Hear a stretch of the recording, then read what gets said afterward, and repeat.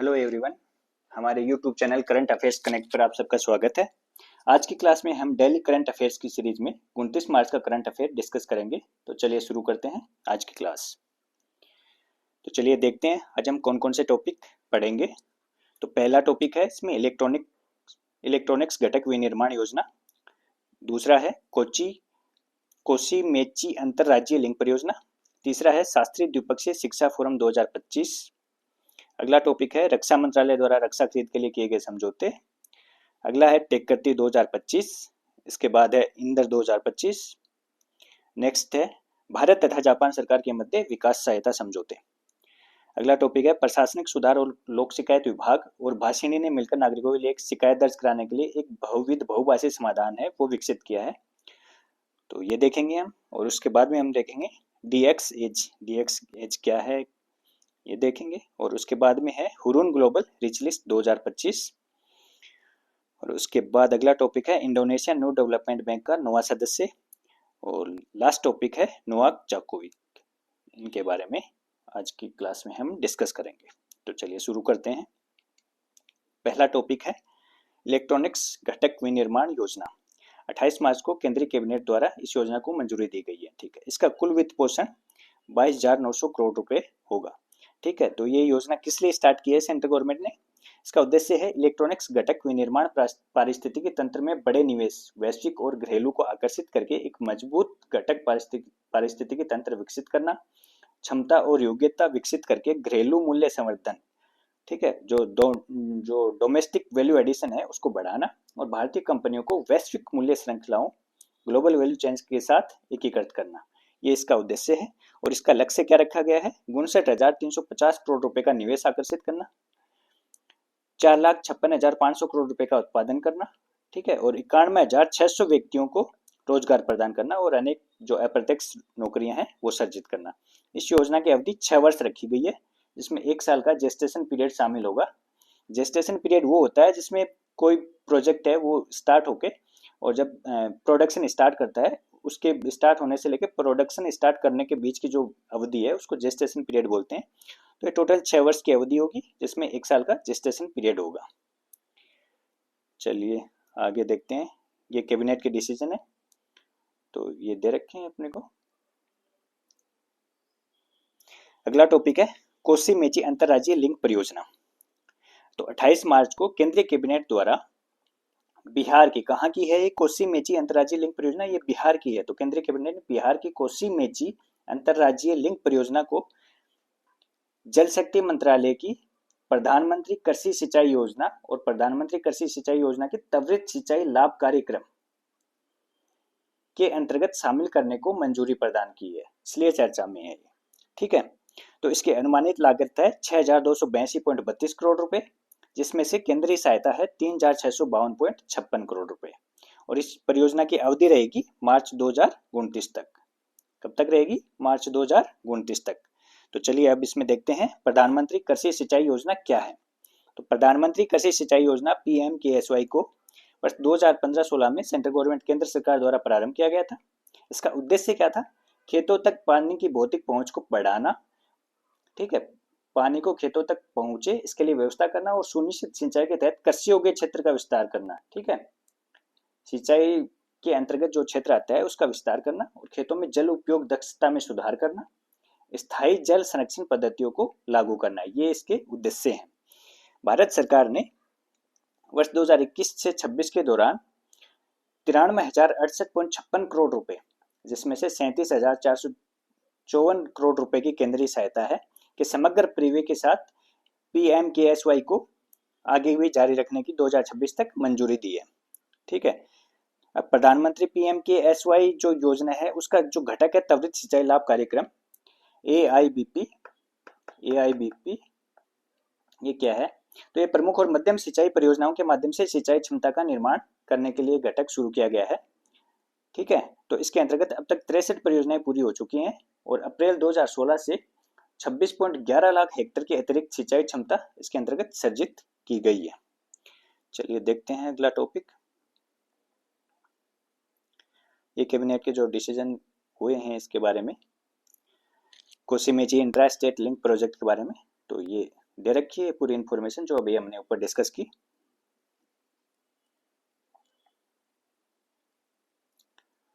ठीक है, तो अगला टॉपिक है शास्त्रीय द्विपक्षीय शिक्षा फोरम SBEF 2025। तो इसका आयोजन 27 से 28 मार्च 2025 को राष्ट्रीय संग्रहालय नई दिल्ली में किया गया। ठीक है, 27 से 28 मार्च को नई दिल्ली में किया गया। और इसके आयोजक कौन था? इसका आयोजक था Shastri Indo Canadian institute SICI। ठीक है, इसकी थीम क्या थी? स्थायी शैक्षणिक सहयोग के साथ सीमाओं को जोड़ना, bridging borders with sustainable academic collaborations. और इसको फंडिंग कौन करता है? ये ग्लोबल अफेयर्स कनाडा द्वारा इसकी फंडिंग की जाती है। इसके अंतर्गत 22 कनाडाई और 55 भारतीय विश्वविद्यालयों और संस्थानों के प्रतिनिधि शामिल हुए। कनाडा के कितने थे? 22 और भारत के कितने थे? 55। ये शामिल हुए। और ये जो शास्त्रीय द्विपक्षीय शिक्षा फोरम है, इसके अंतर्गत भारत की राष्ट्रीय शिक्षा नीति 2020 के तहत परिवर्तनकारी शैक्षणिक साझेदारी को बढ़ावा देने, भारत कनाडाई सहयोग को मजबूत करने और द्विपक्षीय शैक्षणिक तालमेल के भविष्य को आकार देने के लिए एक गतिशील मंच के रूप में ये फोरम कार्य करता है। ठीक है, आगे देखते हैं Shastri Indo Canadian institute SICI ये क्या है? ये भारत और कनाडा की सरकारों द्वारा संयुक्त घोषणा के माध्यम से 1968 में स्थापित एक द्विराष्ट्रीय संगठन है। दोनों देशों की सरकारों द्वारा स्थापित एक संगठन है। और कब स्थापित किया गया था? ये 1968 में स्थापित किया गया था। और ये किस लिए स्थापित किया गया था? इसका उद्देश्य क्या था? तो अंतर्राष्ट्रीय शैक्षणिक और शोध सहयोग को बढ़ावा देने के लिए इसको स्थापित किया गया था। ठीक है, ये क्या क्या करता है? ये संकाय और छात्र आदान प्रदान, ठीक है, एक दूसरे के यहाँ भेजना, शोध फेलोशिप देता है, कौशल विकास कार्यक्रम चलाता है और संस्थागत भागीदारी की सुविधा प्रदान करता है। ठीक है, दोनों देशों के जो 196 अग्रणी शैक्षणिक संस्थान हैं वो इस नेटवर्क में शामिल हैं, जिनमें भारत के IIT, IIMS, NITs, AIIMS, NLU और दोनों देशों के प्रमुख विश्वविद्यालय शामिल हैं। तो चलिए देखते हैं अगला टॉपिक। अगला टॉपिक है रक्षा मंत्रालय द्वारा रक्षा खरीद के लिए किए गए समझौते। तो डिफेंस मिनिस्ट्री है, वो सेनाओं के लिए जो खरीद है उसके लिए समझौते करती है। तो उसके अंतर्गत जो किए गए हैं, तो पहला समझौता है सशस्त्र बलों को 156 LCH लाइट कॉम्पैक्ट हेलीकॉप्टर प्रचंड की आपूर्ति के लिए हिंदुस्तान एरोनॉटिक्स लिमिटेड हाल के साथ 62,700 करोड़ रुपए का समझौता किया गया है। 62,700 करोड़ रुपए का। कितने LCH परसेंट? 156, टोटल 156 के लिए किया गया है, जिसमें से 66 है वो भारतीय वायुसेना को दिए जाएंगे और 90 भारतीय सेना को दिए जाएंगे। ठीक है, उनकी आपूर्ति तीसरे वर्ष से, जो समझौता है उसके तीसरे वर्ष से शुरू होगी और अगले 5 वर्षों में पूरी हो जाएगी। तो चलिए देखते हैं LCH प्रचंड है क्या। तो LCH प्रचंड जो है वो भारत का स्वदेशी रूप से विकसित multi role light attack helicopter है। ठीक है, और इसका विकास हिंदुस्तान एरोनॉटिक्स लिमिटेड हाल द्वारा किया गया है।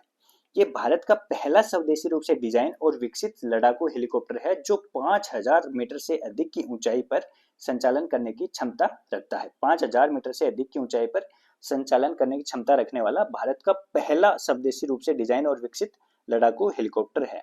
ये है LCH प्रचंड।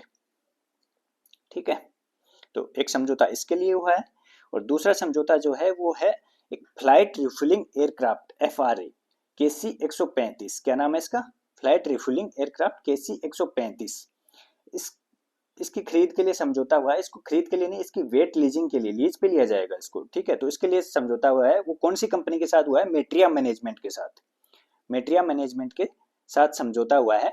ये USA की कंपनी है। ठीक है, तो भारतीय वायुसेना और भारतीय नौसेना के पायलटों को हवा से हवा में ईंधन भरने का प्रशिक्षण प्रदान करने के लिए इसको लीज पर लिया जाएगा, ट्रेनिंग दी जाएगी। जो एयरफोर्स और आर्मी है उसके पायलटों को हवा से हवा में ईंधन भरने के लिए ट्रेनिंग दी जाएगी इस एयरक्राफ्ट के थ्रू, KC-135 के थ्रू। ठीक है, तो मेट्रिया 6 महीने के भीतर FRA उपलब्ध करवाएगा, जो IAF द्वारा वेट लीज पर लिया जाने वाला पहला FRA होगा। ठीक है, तो KC-135 इंडियन एयरफोर्स द्वारा वेट लीज पर लिया जाने वाला पहला फ्लाइट रिफ्यूलिंग एयरक्राफ्ट है। ठीक है, ये रहा, देखिए तो कैसे रिफ्यूल करते हैं। ये रहा KC-135 और ये 2 फाइटर प्लेन है। ठीक है, तो ये इससे जुड़ के और इसमें हवा में ही रिफ्यूल किया जा रहा है इसको। ठीक है, तो अगला टॉपिक है टेककृति 2025। तो ये क्या है टेककृति 2025? ये एशिया का सबसे बड़ा इंटर कॉलेजिएट तकनीकी और उद्यमिता महोत्सव है। सबसे बड़ा इंटर कॉलेजिएट तकनीकी और उद्यमिता महोत्सव है। इसका उद्घाटन 28 मार्च को chief of defence staff CDS general Anil Chauhan द्वारा IIT कानपुर में किया गया। ठीक है, इसकी थीम क्या रखी है? तो इसकी थीम है पंटा रहिए, एवरीथिंग फ्लोज, सब कुछ बहता है। ठीक है, तो इसकी एक प्रमुख विशेषता, रक्षा प्रदर्शनी में अत्याधुनिक रक्षा तकनीक को प्रदर्शित करने के लिए एक विशेष खंड रखा गया था जिसका नाम था रक्षा करती। ठीक है, उसके अंतर्गत उनको शोकेस किया गया था। तो टेक करती एशिया का सबसे बड़ा इंटर कॉलेजिएट तकनीकी और उद्यमिता महोत्सव है और इसका उद्घाटन किया है CDS जनरल अनिल चौहान ने। ये देखिए अनिल चौहान। ठीक है, अगला टॉपिक है इंदर 2025। तो इंदर 2025 क्या है? तो ये भारत रूस द्विपक्षीय नौसैनिक अभ्यास है। ठीक है, भारत और रूस का नेवी का अभ्यास है ये। ठीक है, और ये 2025 का जो इंदर 2025 है ये इसका 14वां संस्करण है। इसका आयोजन 28 मार्च से 2 अप्रैल 2025 तक चेन्नई में किया जाएगा और ये 2 चरणों में किया जाएगा।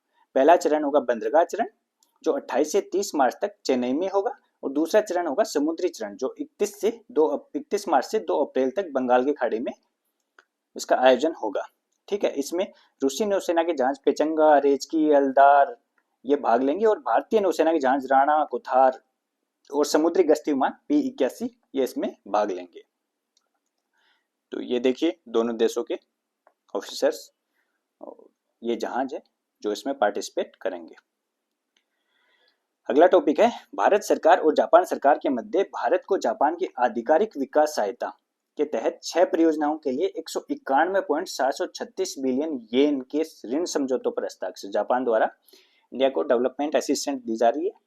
तो उसके लिए ये 6 परियोजनाओं के लिए समझौता हुआ है और कितने रुपए का, कितने अमाउंट का ये समझौता है? तो ये है 191.736 बिलियन येन।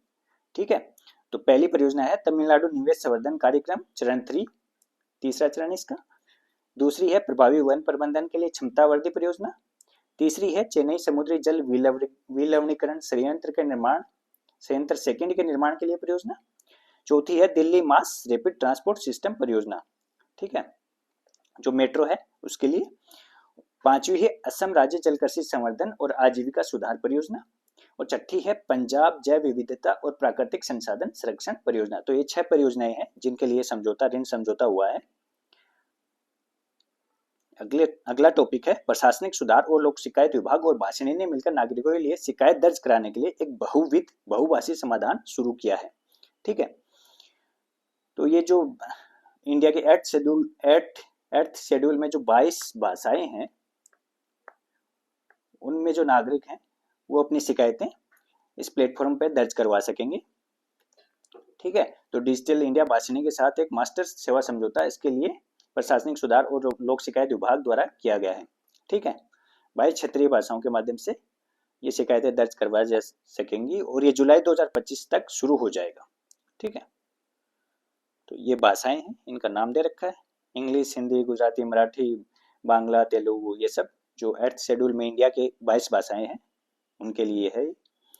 अगला टॉपिक है DX एज। तो DX एज क्या है? ये है MSME प्रौद्योगिकी प्रदाताओं और शैक्षणिक संस्थाओं को जोड़ने वाला एक पारिस्थितिकी तंत्र बनाने के लिए एक राष्ट्रीय पहल है।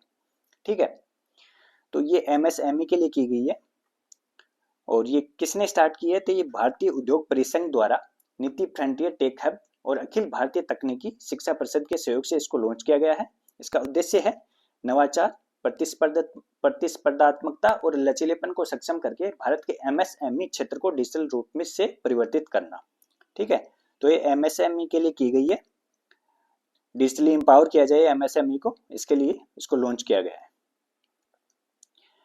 अगला टॉपिक है हुरून ग्लोबल रिच लिस्ट 2025। ठीक है, तो ये हर साल जारी होती है। तो इस साल की जो लिस्ट है उसमें सबसे अमीर व्यक्ति दुनिया के हैं वो एलन मस्क हैं। ठीक है, एलन मस्क दुनिया के सबसे अमीर व्यक्ति हैं और एशिया के सबसे अमीर व्यक्ति मुकेश अंबानी हैं। ठीक है, और भारत के भी मुकेश अंबानी सबसे अमीर व्यक्ति हैं। दूसरे नंबर पे गौतम अदानी है और तीसरे नंबर पे रोशनी नादर है। वो इम्पोर्टेंट इसमें रोशनी नादर ये है, तो ये क्यों इम्पोर्टेंट है? क्योंकि ये विश्व के सबसे अमीर व्यक्तियों की सूची में जगह बनाने वाली पहली भारतीय महिला है। तो कौन है वो? रोशनी नादर, HCL टेक की मालकिन है जो शिवनादर है उनकी बेटी है। अभी उन्होंने अपने हिस्से के शेयर उनको ट्रांसफर किए थे, तो उसके बाद में ये तीसरे नंबर की सबसे अमीर भारतीय बन गई है और इस लिस्ट में जगह बनाने वाली पहली भारतीय महिला है और ये विश्व की 5वीं सबसे अमीर महिला बन गई है। ठीक है, हुरून ग्लोबल रिच लिस्ट है, उसको कौन जारी करता है? तो ये हुरून रिसर्च नाम की एक संस्था है, चाइना के संघाई में स्थित रिसर्च इन्वेस्टमेंट और मीडिया ग्रुप है, उसके द्वारा ये जारी की जाती है। और भारत जो अरबपतियों की संख्या है उसके लिहाज से 284 अरबपति भारत में है, तीसरे नंबर पे है भारत। ठीक है, तीसरे सबसे ज्यादा अरबपति वो इंडिया में है। तो ये मुकेश अंबानी पहले नंबर पे हैं, एशिया के भी सबसे अमीर व्यक्ति हैं। दूसरे नंबर पे गौतम अडानी है और तीसरे नंबर पे रोशनी नादर है। तो चलिए देखते हैं अगला topic. Indonesia new development bank का 9वां सदस्य बनेगा। ठीक है, एनडीबी है उसका 9वां सदस्य बनेगा। एनडीबी को ब्रिक्स के द्वारा लॉन्च किया गया है, ये ब्रिक्स बैंक भी बोलते हैं इसको। और इंडोनेशिया जो है वो ब्रिक्स का 10वां सदस्य है, 10वां सदस्य ब्रिक्स का है और 9वां सदस्य एनडीबी का बनेगा। ठीक है, और इंडोनेशिया के राष्ट्रपति जो हैं वो प्रबोवो सुबियांतो हैं, अभी प्रबोवो सुबियांतो। और एनडीबी की प्रेसिडेंट है वो है डिल्मा वाना रूसेफ। ठीक है, तो ये इसमें इंपॉर्टेंट फैक्ट्स हैं। अगला टॉपिक है नोवाक जोकोविक। तो ये नोवाक जोकोविक क्यों चर्चा में है? तो ये एटीपी मास्टर्स 1000 मियामी ओपन के सेमीफाइनल में पहुंचने वाले सबसे अधिक उम्र 37 वर्ष 10 महीने के खिलाड़ी बने हैं। सबसे अधिक उम्र के खिलाड़ी हैं सेमीफाइनल में पहुंचने वाले किसी भी एटीपी मास्टर्स में। अभी ये अचीवमेंट इन्होंने कहाँ हासिल किया है? तो ये मियामी ओपन खेल रहे हैं अभी वहां पे। ठीक है, ये 24 बार के ग्रैंड स्लैम विजेता खिलाड़ी हैं और ये टेनिस खिलाड़ी हैं नोवाक जोकोविक, ये तो आप जानते ही होंगे। ठीक है, तो ये थी आज की क्लास। अगर आपको क्लास पसंद आई हो तो क्लास को शेयर, सब्सक्राइब और लाइक जरूर कीजिएगा। थैंक यू, मिलते हैं कल की क्लास में।